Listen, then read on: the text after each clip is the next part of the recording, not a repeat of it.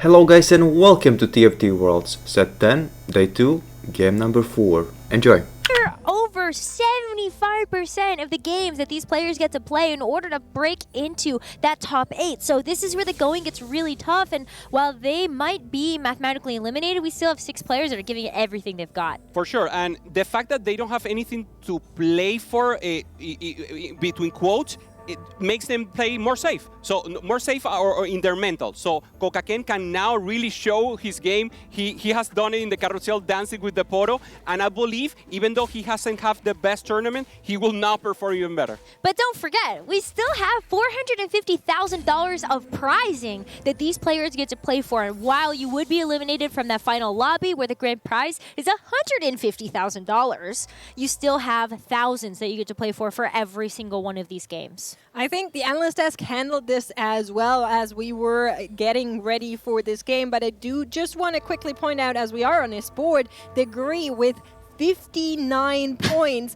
and 3 more games to go. Pretty much very, very safe, and somehow yet he does it again, Necra. What's going on here with these heart steals? What is happening? And you know what's amazing about Degree's spot, and I'm just going to cover it again because I think this is the player in North America that people had lower expectations for than the rest of the NA representatives coming into the World Championships. And the fact that he's gotten first places with 80 flex boards with these heart steal starts speaks volumes to how much practice he has really put in to making those kinds of starts work for him. And now we see a little the augment selection roots. Remember your roots for Dunisani. And this is an element that you normally want to play in KDA, and he has the playoff to do it by far. And now Ryu also going for the meditation, trying to go for that speed of using the economy to elevate the level. And this is one of my favorites. Coca-Ken using Stars Are Born, an element that popularized when the Caitlyn meta was in the previous set, that you have to pick the legend.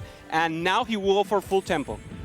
I personally love seeing what we got going there for Dish Soap. We saw his Senna earlier on, and now running it back with the true damage comps. Surely something we can appreciate, although that does open him up to other players maybe contesting that line if they will. I like what I'm seeing from Mumu. He decides to pick Too Healthy, if I'm not mistaken, and this is an element that is actually pretty good if you actually get the position and the units, the champions that you need to place on it. So let's see if that's a possibility for him. If he managed to get at least 3 or 4 units in to get the additional health to make it healthy in a good way. Coca-Ken on the other side, trying to go for more of a little tempo. He has the Olaf now, maybe looking to go for a Kale reroll if he managed to get it. And he has the Lily on the bench as well, so you can get the super fan in later, but the pentakill to start is going to be very good. What's a shot? He gets even more. There's a Cannon, there's a Lilia, there's a Nard, we have the Kale. I think we're locked in for El Mumu as well. Everything's going great. Super fans and friends. Right. Super fans and friends. We've been talking about it, and also Skippy was telling the strength, no, of this early game. We have seen a lot of Urgot, a lot of Bai, a lot of Disco only in the early game, and obviously a lot of Hardstyle as a possibility. And now we see this super fan meta really, really popping up on Worlds for the possibility of hitting any 2-star Tricos. Checking in with some more players. We're once again seeing Coca-Ken on the other side. We're also seeing Zuni, who's also playing around that hard steal, of course, with more and more players needing those high finishes, as we were saying. We're expecting more and more risky play, so even more hard steal, if that was even possible. I think you're going to see a lot of these players play this hard steal start if they expect that the tempo is a little bit faster and might not have gotten anything strong online, and they can totally pivot out of it later. Zuni is also holding on to a couple of those superfan units, so maybe just giving him an opportunity to go for one of those superfan and friends compositions that we've seen so far. But 62nd, that is going to be the heart steal now coming online for him. And then there's the Bard. There's the Bard headliner. Thoughts? No, I like it because he actually had the perfect setup to go for super fans and one of their friends. But he actually decides to pivot out of that, go for Hostile and go for something more capped.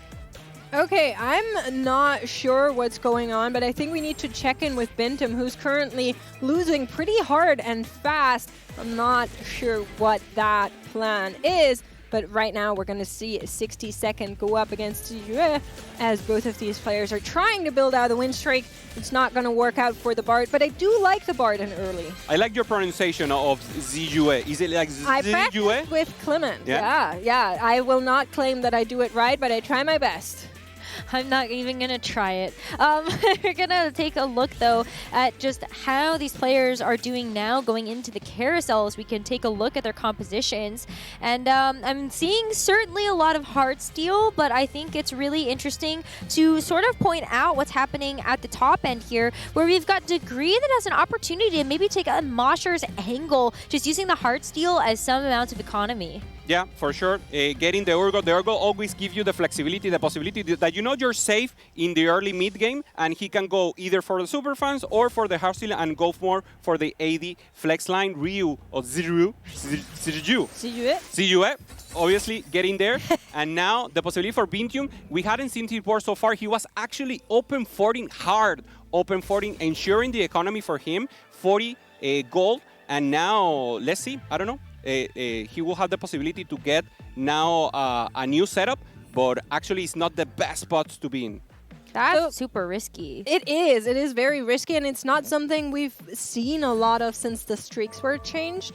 But since since you are playing for placement, you really don't have anything to lose at this point. You know you're not going to make that final lobby. You're trying your hardest to get really high finishes, and that really risky play kind of makes sense again. And with no units on the board, and you're guaranteed to get those losses, and it's tough to be able to play consistently around all of these Heartsteel players. So by actually playing with no units on the board, you're also sort of messing up those Heartsteel cash outs too if you're running into any of those players that are trying to stack those. On the other way, the Olaf, the Super Olaf, that's one you asked yesterday. What is the crazy comp you wanted to see? The Super Olaf. The Super Olaf. It's actually so good. He received like slight nerf in the last patches, so we are not seeing him much. But actually, one of my favorite units of all time in TFT. The fact that you got a chunky Viking going in the front and fighting it out. So he's still very good in the early game, and it's being shown here for El Mumu.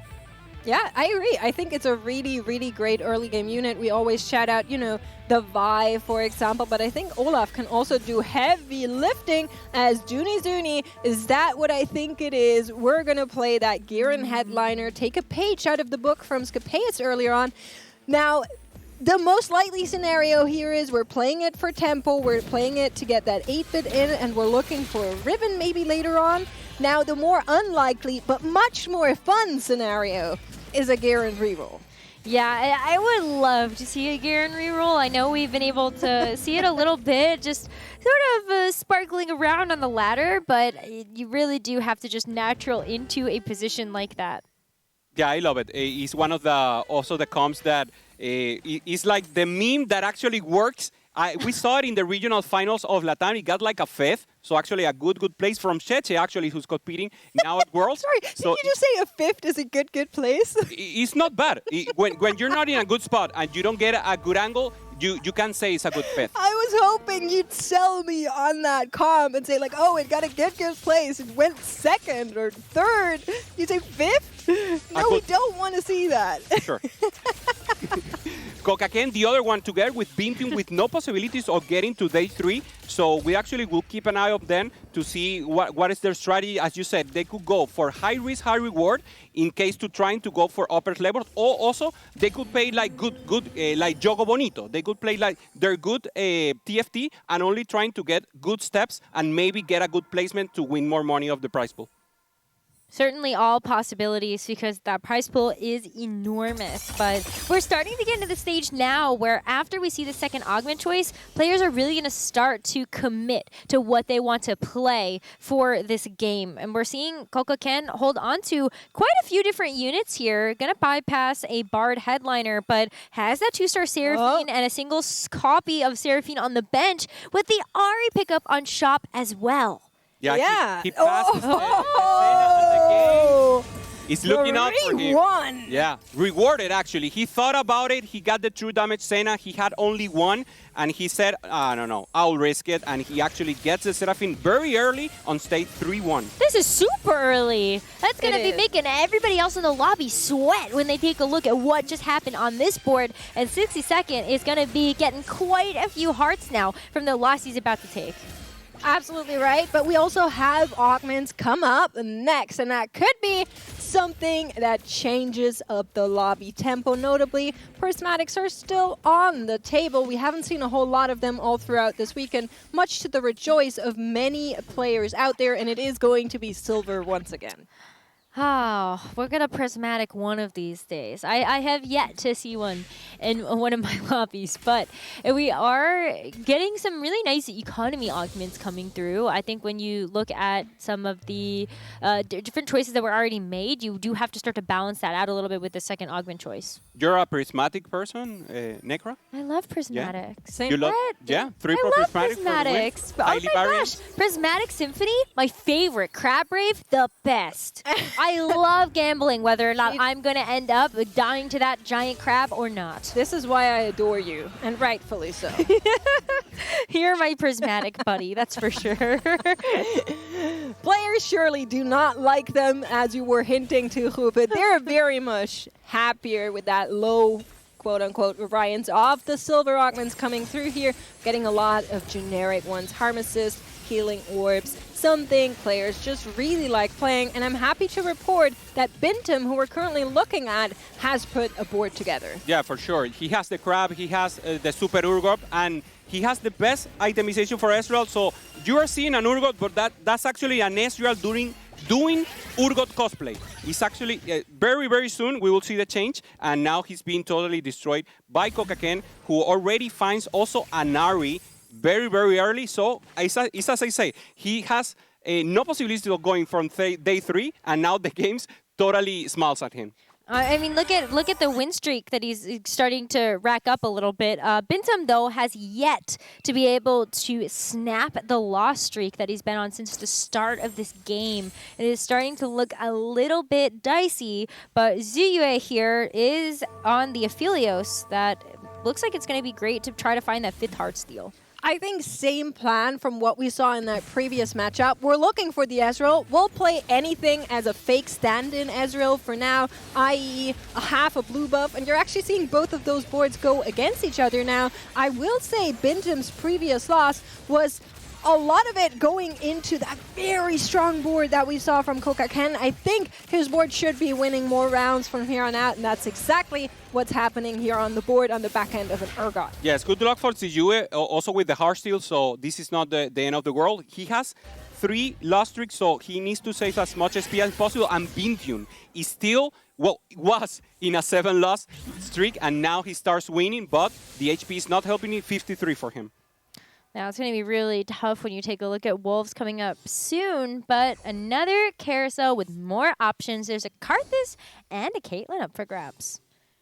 Both of these are kind of, you don't hate them, but it's also not the Ezreal that you would have really liked. Or the Zed, for example, for at least our true damage player. We know that Dish Soap is on that line, so they're kind of, I would say, either A- or B+ tier 4 costs. For sure. Even the Sack could be a good unit. It's like a premier tank now, obviously going for the EDM line. And now, with the faith absolutely for here for Dunison, he gets the set. He actually doesn't need it. Maybe he will save it a little for Griffin, but we're only starting round 3-5. He's actually looking for the Riven. He won't sell now. He won't pop off. He will try to wait. He knows he's pretty strong so far, so he will wait until the next round of neutral and then do a big roll down looking for the Riven.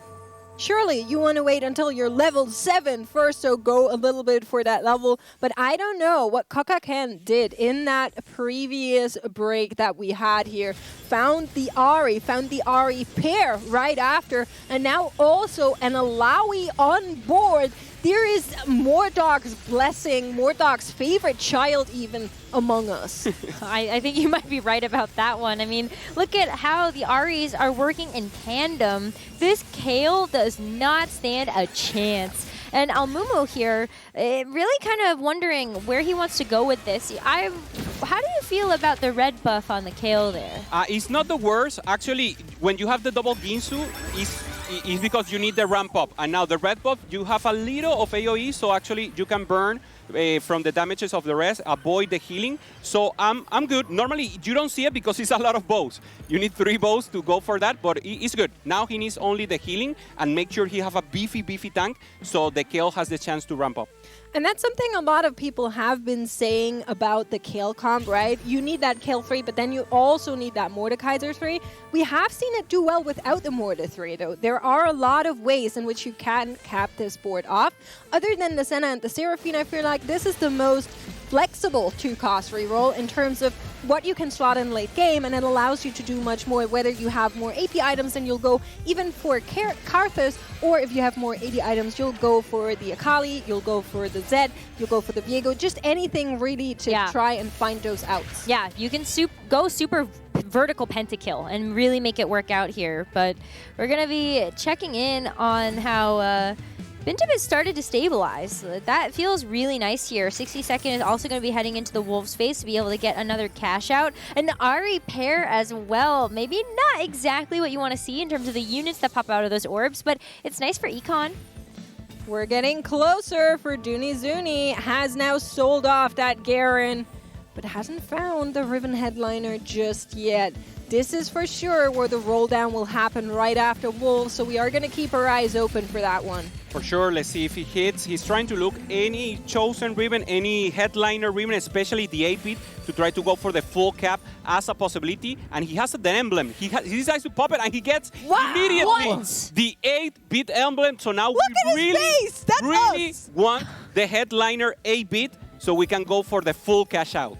Finds another Riven, but down the hatch we go. How fast can you be with these rerolls? You need the headliner, you need the extra copies. And thus far, there's not so many Rivens showing up. Does he actually want to commit? Does he want to roll more? Doesn't seem like it. We're staying here. No, because you also still have those rolling for days free shops, and he doesn't want to use them right away without that gold. He still has 60. He's not in too bad of a position, and you have so many Heartsteel players in the lobby. Maybe you get lucky with who you run into.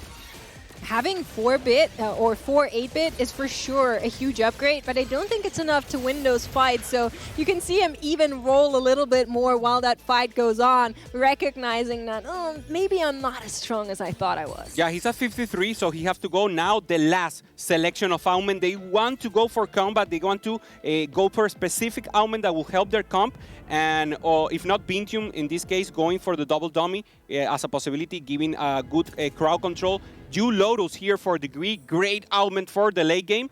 And to use the roll down, we will see... Dunizuni just found that Headliner is on return, and we only need one more Riven. Does go very far down, left side of your screen, right in the middle. One copy short of it, but it hasn't found it just yet. I think he's okay. Maybe he wants to stay here. The rest of the lobby right now is also not looking like it's ultra strong, but you gotta start paying attention to some of these Heartsteel boards. But he doesn't want to roll too far past with this gold just yet. Yeah, he wants to stay also here. He wants to get the Corki in as soon as possible, and he wants to be able to go to level 8. So he needs to stay with some gold, trying to hit the Riven as early as possible, but don't burn the full gold, because when he gets the 6-bit, like in a more natural way, he could go for a really top one in this round.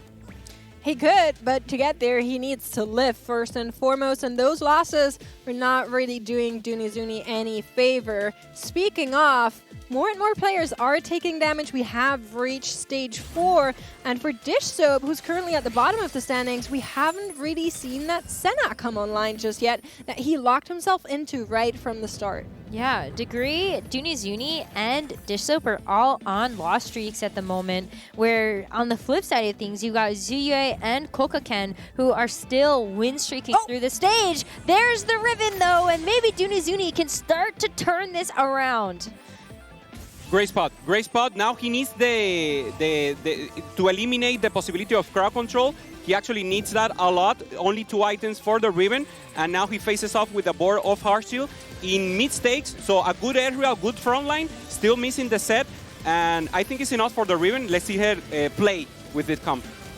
You can look at the Zag. It's bouncing around, but with this Riven, it is going to get stunned without that QSS available. So it feels so bad to see this 3-star Riven come online and not be able to get through the front line as quickly as you might like it to, giving this Ezreal some time to just deal with this KO, but the KO's online, and just like that, Zuni has found some stabilization. The best part about it as well, with how much HP he's lost, he gets first pick on this carousel, and there are plenty of gloves to go around. Yeah, 2 as of right now, and even if there's so were to take one, he can get the other one. That's your QSS. That's the most important item on the Riven, because it can go exactly like you just saw. She slides into that backline, gets stunned, and then it's just shell shock. Nothing happens. She'll stand there and don't do any damage, and that is it. That's all going to be short. For sure. Now he's going to start thinking about the Kaling and start thinking about how else can he caps his war, maybe including a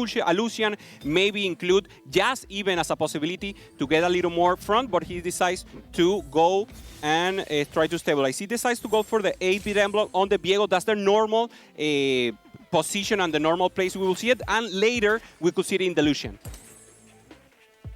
Looking at Degree here, we were talking about him. He is basically already safe with as many games as are coming yet. Amumu finding that kill 3 there on the right-hand side. Playing Heartsteel this game, and we're getting closer and closer to a cash out of 200 stacks. That's a lot of hearts right there. And against this Seraphine 3, it's a pretty good chance of being able to lose yet another time, giving him an opportunity to start to get some of these big board upgrades in. But this is going to be a work for the Kayn, work for the Seraphine. That Aphelios is going to provide Degree just a couple of extra stacks. But this cash out is going to need to be massive so that you can get these units in. Okay, let's see it. There's the cash out, some gold. And a tome. In Heartsteel, it's not amazing to have a tome. Maybe Brawler, if he can find a Iraoi, let's see what he gets. He decides not to pop off. He wants to roll first. He's very low in life, now with 33, and looking for something. This is a good, this is very, okay, no. No. No, he already has the Not set. that He one. already has the set, yeah. He goes for that, a little more frontline. He's lacking actually items. He doesn't have items. He has only one item in his tank. He has diluted his item on his carry. So that's all he needs. He actually has a good skeleton of composition, but it's not enough, given that the damage is not going through. At least the Guardian emblem does something here, and you can actually get that Guardian trait unlocked. So not the worst of it all, but surely not really what you were hoping for with as little gold and as little HP as you have right now on the Grease side. You can see how it goes. The only unit that's left standing is that Thresh, and he could potentially knock it out, but it's not going to be the case. The Ezreal on the other side, just a smidge stronger.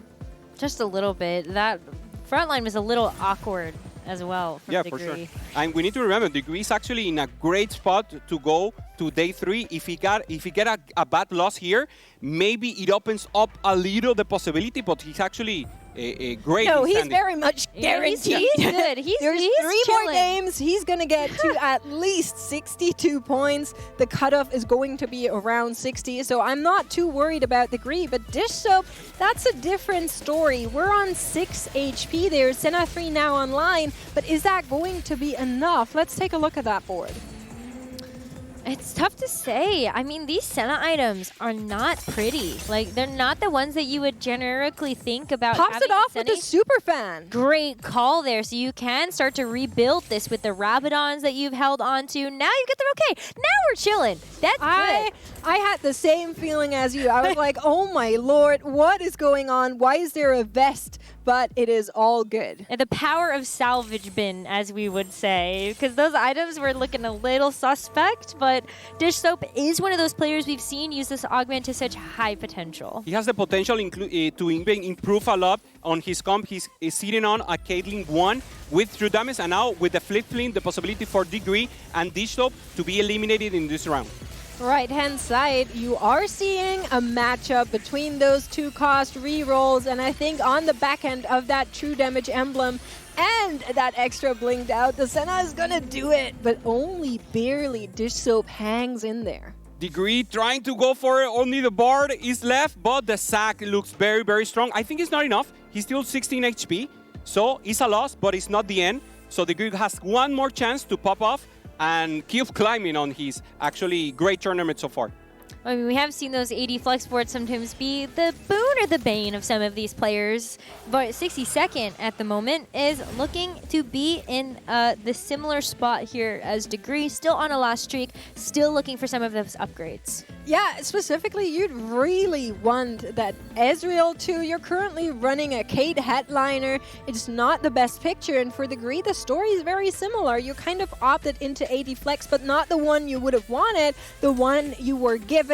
And you're running into comms like that KL reroll on the other side for Degree. Dish Soap is given what you wanted to be for the other players. There's an Ezreal who is popping off, but I think the Senna does it here. She should be strong enough if she can find that. Ezreal does get a little bit distracted, and that is going to be everything here. Dish Soap getting knocked out. Oh, very difficult. The spread there, the Senna trying to get concentrated target, but she actually cannot do it in the end. One before is not enough, so Bishop is confirmed in 8th place with this position, and Degree still has a chance to keep summing points, while we see at the left 60 seconds or Degree now going. As you were saying, Mace, normally you don't want this crowd driver sack, you want the EDM or you want to go for another place, but actually it has all the elements to be a strong comp on this level 8. Let's see if we can try to go to level 9, include the additional units that will give it more of the pop-off. What are we going level 9 with, Rupe? We have 15 gold.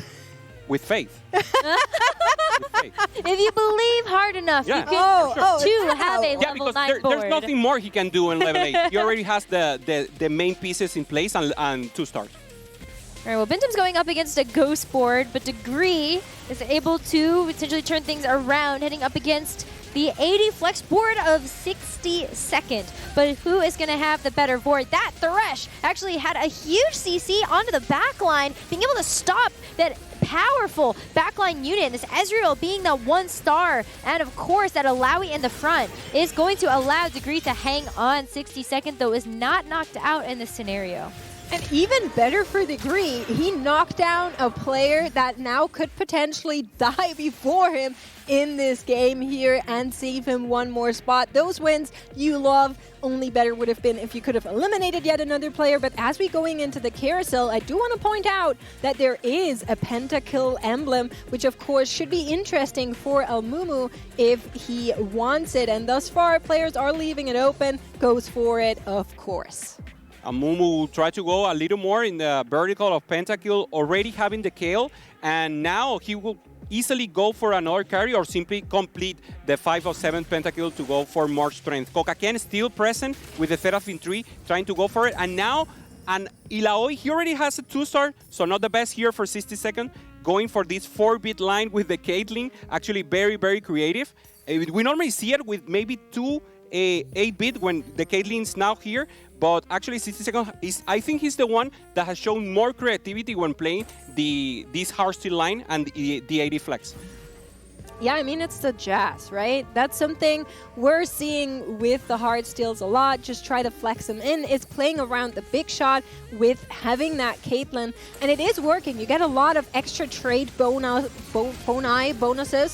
out of it, but 62nd and Degree both fighting for survival side by side here, and I don't think it is going to be enough on the left-hand side. Everything is collapsing onto the Zed and the Ezreal, but they seem to be able to clutch it out. On the right-hand side, 62nd is getting overrun by that Kale. Degree has finally found some good items to upgrade those units, and so when you have the opportunity to get that 2-star Ezreal, perfect items and all of that good stuff, I think Degree is starting to sit in a bit of a better position, but that lobby HP is getting really tight now to see who's going to get knocked out next. Okay, he's looking now for his next power spike. It should be the Sona, now with the possibility to ramp up the rest of his team with more speed.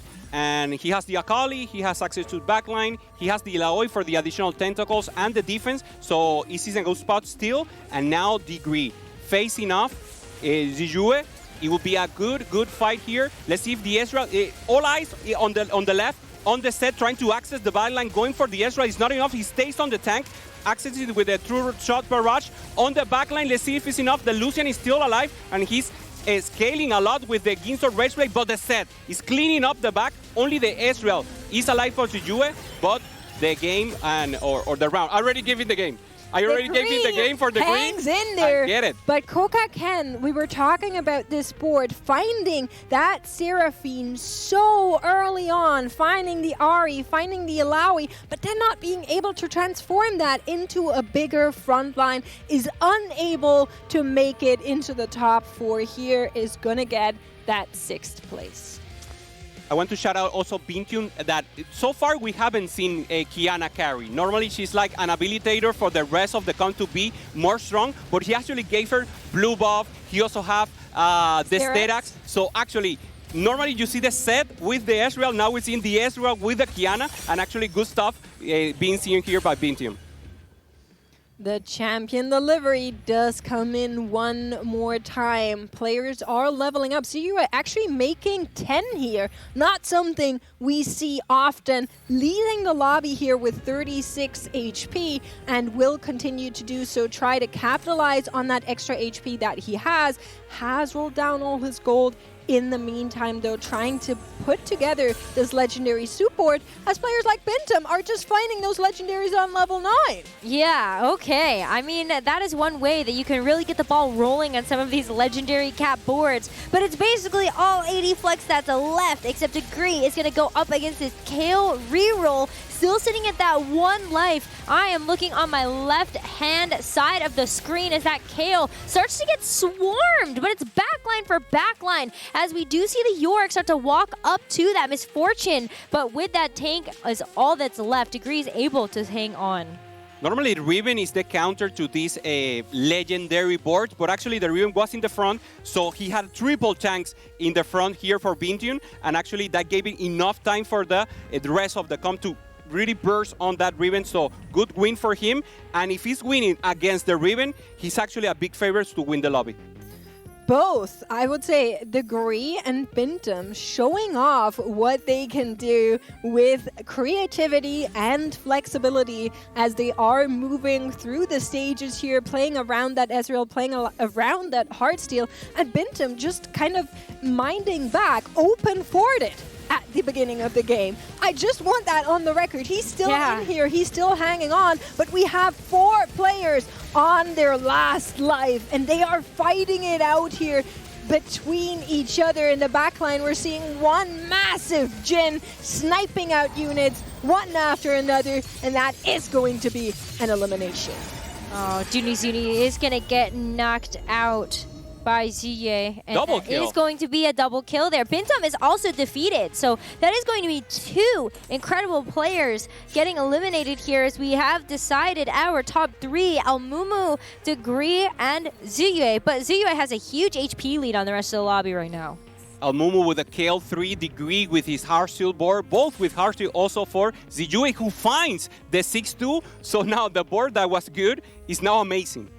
Yeah, not only that, HP lead, but also a level lead. He's level 10. He can field 1 more unit than the other 2 players, and they don't have the money to go there. So really leading here, but it is going to be a battle between Almumu and Degree as Ziyue has a ghost fight and enough life to survive that. So somebody is going to get knocked out here. Degree ended up winning against the ghost board, but this is the real thing, and now you can see just how powerful that board truly can be. That Kale is untouched, and Degree is out. And that is going to be the top 2 now as we head into this final carousel. The power of the Kale, additional 8-bit emblem, not getting in the best moment already, the 8-bit in place and being forced as a possible. Ryui going for the guard breaker, great in the late game. There's always shields, and this will be the additional damage he might need. From the other part, Almumu going for a little more defense. He knows he already has the damage, he has the ramp up that he needs to win. Only if the fight prolongs as long as he wants, it could be good. But for the other side, the Jhin also wants a prolonged fight. So these both have the same archetype. Who wins it? That's the big question, right? It looks like all signs are pointing towards Sijure, who has put together a very, very solid run and has built out that legendary board on the back of HP preservation moving through here. Almumu trying his best to make the pentacle work in his favor, but can this front line ever be enough against that legendary soup that we see on the side of Sijue? And as the violence pop up here one by one, I think the answer is pretty clear. He wins this one, and the lobby goes to Sijue. Sijue with the win. El Mumu, second place.